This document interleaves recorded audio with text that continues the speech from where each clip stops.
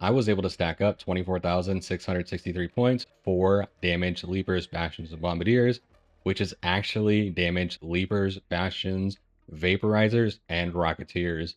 This challenge is bugged and Bombardiers don't count, but Rocketeers and Vaporizers count for this challenge as well as the Leapers and Bastions. Now for my equipment, I brought in a hole cracker with 7 stacks of ammo, an anvil with a single stack of ammo, primarily just to aggro enemies to me, 8 total wolf packs, 3 deadlines for the Bastion itself, a photoelectric cloak, zip lines, 2 stacks of adrenaline shots, but you don't need 2 stacks of adrenaline shots if you get the spawns in the right places that you need them to be, and a snap hook. I do recommend bringing in extra meds and a shield. You can also use a medium shield instead of the light shield, but I'd recommend using a light shield at least at the start of the round so you can get to where you're going faster than you would with a medium shield. Now, once you spawn in, you want to head for the Port Authority building, but I got extremely lucky in this attempt. I was actually spawned directly underneath a Rocketeer and a Vaporizer, so my plan changed a little bit as a result of that. Normally, for dealing with a Rocketeer and the Vaporizers, which will spawn and fly around as a duo for most of the match, I try and peel one away from the other and fight them one at a time, because fighting them both at the same time by myself is pretty much a nightmare. So in this case, because I was spawned directly underneath them, I saw the opportunity to take them out super quick using a couple of Wolfpacks. Now the trick with the Wolfpacks, if you're not very familiar on how to deal with the Vaporizer itself, is you want to hit the Vaporizer with something strong like a Hole Cracker or even a Jupiter. Hitting it 1 to 2 times, sometimes even 3 times with one of those strong weapons will cause it to cast the shield. And that shield will absorb all projectiles for 5 seconds while it's up. But then once it goes down, it's essentially on cooldown for a period of time, and you can throw Wolfpacks just fine. Now, once you have taken out at least the Rocketeers, don't forget that they now drop Hole Cracker ammo on their bodies. And if you're looking for heavy weapon parts, it's a good opportunity to grab those as well. You can get anywhere from like 4 to 9 Hole Cracker rounds on the main part of the Rocketeer body. Now with those two out of the way, the goal was to rotate to the Port Authority building, and then I was going to play out the round from on top of the roof. As I was rotating over, I saw another Vaporizer in the sky, so I went to a small building behind it just to deal with that fight before I actually rotated to the Port Authority building itself. Now, something to keep in mind as you are doing this strategy, or if you are trying to do this strategy, the key thing to remember is that Riven Tides, especially during a night raid, has a lot of small flyers that will often accompany the bigger flyers. So when you aggro one of the bigger flyers, like the Vaporizer or the Rocketeer, you're often bringing a Hornet and a Firefly with you, which can put you into a really risky spot. So you got to be super careful with that. Now, your Hole Cracker ammo will mostly last you through the entire round, but if you spend a bunch of time trying to fight off the Hornets and the Fireflies using your Hole Cracker, you're going to end up draining your shots throughout the match and maybe not have enough by the end of the round. I actually ended up running totally out of my Hole Cracker right as I was extracting and didn't have enough to take out a Leaper that was roaming right at the end of the match. So be careful with your ammo and try to hit your shots as accurately as you can. For me, using the Hole Cracker, especially at night, my depth perception is already pretty terrible, so I had a lot of missed opportunities here and I wasted a bunch of ammo, and that's part of the reason why I ran out. So just be more effective with your shots and you should be okay. Now with that second Vaporizer and its additional flyers taken out, I moved to the Port Authority building. So the Bastion can spawn on the beach, but the Bastion can also spawn at the hotel. And then there will be a Bombardier that will spawn in the other spot from wherever the Bastion is. So if the Bastion's at the hotel, the Bombardier will be on the beach. And if the Bombardier's at the hotel, then the Bastion will be on the beach. You do really want the Bastion to be on the beach for this strategy, as if you have the Bastion to the hotel, it creates a lot of additional running that you have to do to rotate around when the Bastion does respawn on the match. Now, if the Bastion does spawn on the beach, there's a really good spot to fight it from, and it's the downed, rusted out boat that's right by where it's going to roam near the extraction. The trick with this spot is you have to be careful with the panels that are on the outside, because the panels themselves will actually be able to be shot through. So Bastion can beam through those little areas that you see the gaps and take you down. So you need to be careful with that. Once you do knock the Bastion down, you immobilize its leg using a Hole Cracker at one of the yellow joints. Put a deadline on the top of his head and then get yourself back to safety. Make sure you're fully covered because you don't want that Bastion's Gatling gun to hit you through the gap.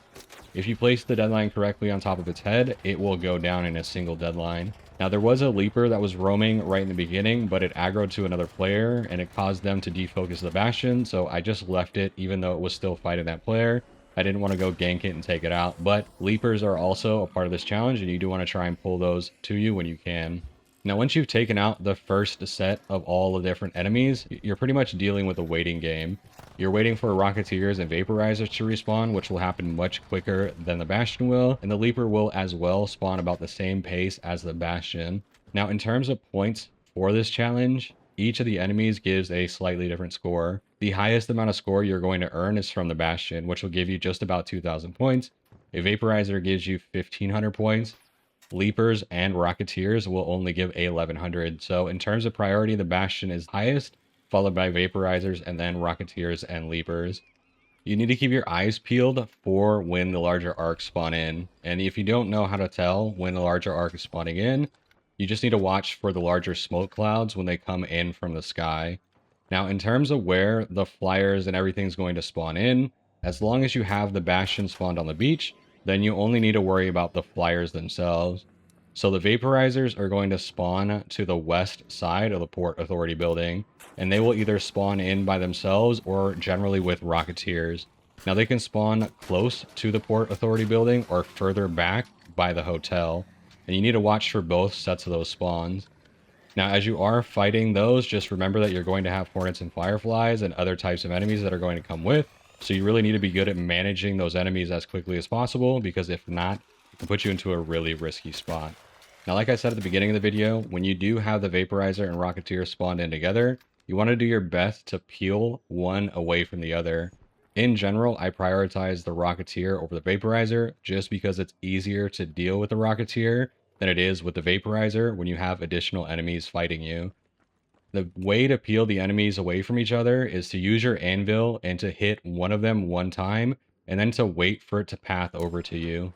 The Rocketeer in this case will pull away from the Vaporizer, and then you can use your Hole Cracker to start applying damage, but you need to make sure that it is essentially far enough away from the Vaporizer before you start to do that.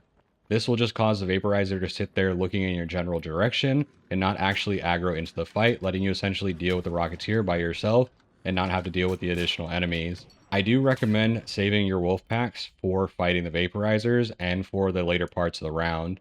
You can take out a Rocketeer reasonably quick with just the Hole Cracker ammo, plus it will refill your Hole Cracker ammo once you loot the bodies after you take it out. So I do recommend just using your Hole Cracker on the Rocketeers. But for the Vaporizers, because it is so dangerous to fight them on top of the roof where there is no real inside cover, I do recommend hitting them with the Hole Cracker until they use their shield, and then use your Wolfpack to finish them off or apply a lot of damage, making it very easy for you to finish them up with the Hole Cracker itself. Now, a trick for making sure that your Wolfpack doesn't split off and go to a bunch of the other flyers that will be in the area is you want to aggro the Vaporizer towards the back side of the Port Authority building and then hide behind the box so that when it is trying to find you with its shield up, it pulls towards the back side trying to get an angle on you.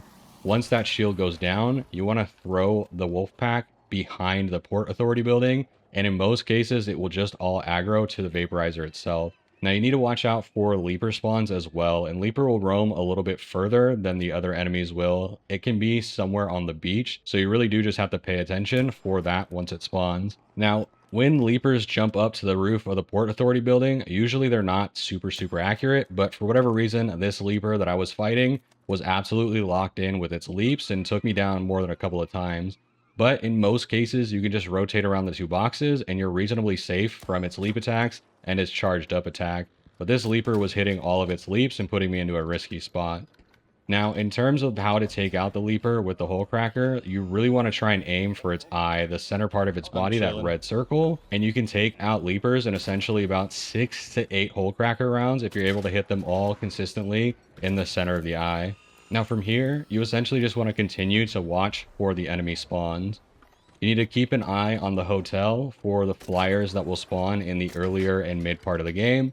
And then towards the later part of the game, you can have Rocketeers and Vaporizers that spawn more on the east side of where you are, closer to the cranes on the map. Those ones are a little bit harder to see, and at least in the 3 games that I did this, they only spawned on that side of the map later in the game. It was never during the first and mid parts of the game, but somewhere around under 10 minutes remaining, I saw them start to spawn over there. And this doesn't stop the regular spawns from the enemies that are coming in from the hotel side, it only adds additional spawns for you to fight. Now, the last thing you have to be aware of as you are doing this is towards the mid-match, you're going to have turbines spawn in, and the turbines can spawn wherever they want and can really create an issue for you aggroing the flyers or aggroing the bastion. Now, I had a couple of turbines spawn near the extraction in a not so awesome place, but it was easy enough to work around because I had players in the game that was essentially focusing it and pulling its aggro.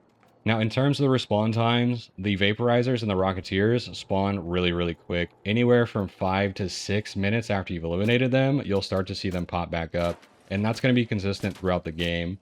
The Bastions, on the other hand, are so hit and miss, it makes it hard to really give you an accurate estimate.